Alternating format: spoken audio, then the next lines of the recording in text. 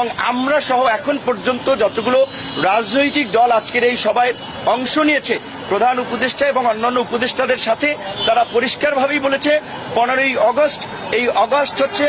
জাতীয় বিপ্লবের মাস। আমরা অগস্ট বিপ্লব হিসেবে এই মাসকে উদযাপন করতে চাই। এটা আমাদের শোকের নয়, এটা আমাদের সুখের এবং শান্তির মাস। কাজী এই 15ই অগস্টকে কেন্দ্র করে যে জাতীয় শোক দিবস, এই স্বৈরাচারী ফ্যাসিস্ট সরকারের যে নেওয়া সিদ্ধান্ত সেটা বাতিল করা এবং ওই দিন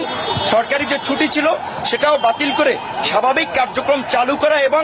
আওয়ামী ফ্যাসিস্ট শক্তি 15ই অগস্ট থেকে 21শে অগস্টের মধ্যে ঢাকায় যে তাণ্ডব চালানোর একটা মহা পরিকল্পনা নিয়েছে, সেই পরিকল্পনায় সরকার যেমন আইন শৃঙ্খলা বাহিনীকে দিয়ে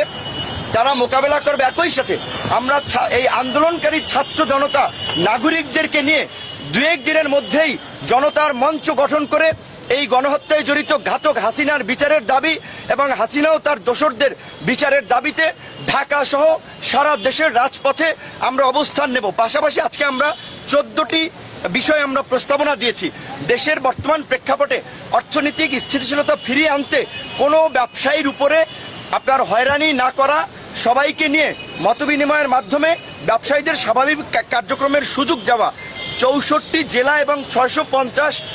উপজেলা এবং থানা পর্যায়ে ওসি, ইউএনও, ডিসি, এসপিদের যারা এই সরকারের সহযোগী ছিল তাদেরকে পরিবর্তন করে সৎ, সাহসী, দক্ষ অফিসারদেরকে নিয়োগ দান